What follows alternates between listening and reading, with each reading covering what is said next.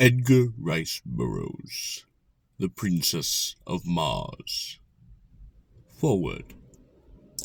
To the reader of this work, in submitting Captain Carter's strange manuscript to you in book form, I believe that a few words relative to this remarkable personality will be of interest.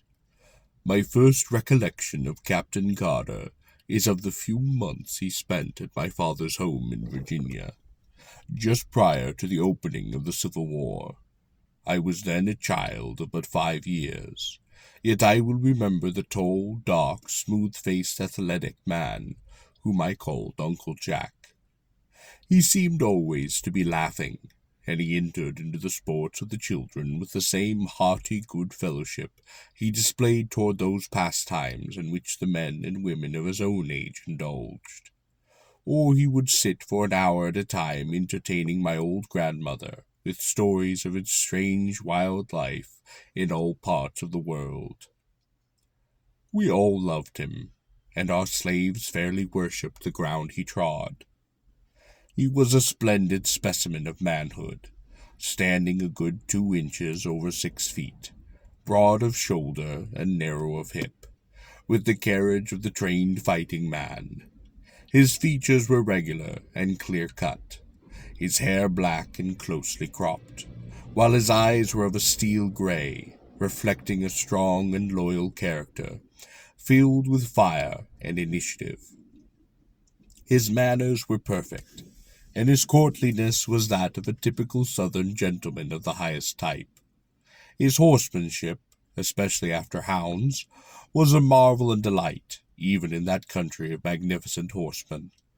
I have often heard my father caution him against his wild recklessness, but he would only laugh and say that the tumble that killed him would be from the back of a horse yet unfoaled. When the war broke out, he left us, nor did I see him again for some 15 or 16 years. When he returned, it was without warning, and I was much surprised to note that he had not aged apparently a moment, nor had he changed in any other outward way.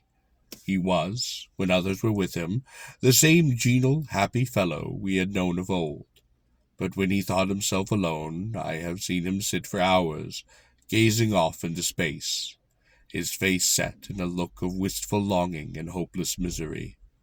And at night he would sit thus looking up into the heavens, at what I do not know, until I read his manuscript years afterward. He told us that he had been prospecting and mining in Arizona part of the time since the war, and that he had been very successful was evident by the unlimited amount of money with which he was always supplied.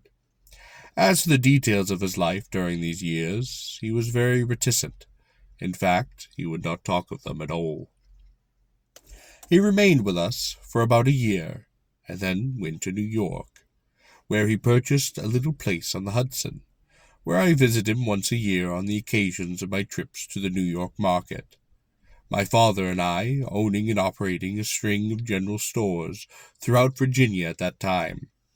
Captain Carter had a small but beautiful cottage, situated on a bluff overlooking the river, and during one of my last visits in the winter of 1885, I observed he was much occupied in writing, I presume now, upon this manuscript. He told me at this time that if anything should happen to him, he wished me to take charge of his estate, and he gave me a key to a compartment in the safe which stood upon his study, telling me I would find his will there, and some personal instructions which he had me pledge myself to carry out with absolute fidelity. After I have retired for the night, I have seen him from my window standing in the moonlight on the brink of the bluff, overlooking the Hudson, with his arms stretched out to the heavens, as though in appeal. I thought at that time that he was praying, although I never understood that he was in the strict sense of the term a religious man. Several months after I had returned home from my last visit, the 1st of March, 1886, I think, I received a telegram from him, asking me to come to him at once. I had always been his favorite among the younger generation of Carters, and so I hastened to comply with his demand. I arrived at the little station, about a mile from his grounds, on the morning of March 4th, 1886, and when I asked the liveryman to drive me out to Captain Carter's, he replied that if I was a friend of the captain's, he had some very bad news for me. The captain had been found dead shortly after daylight the very morning by the watchman attached to an adjoining property.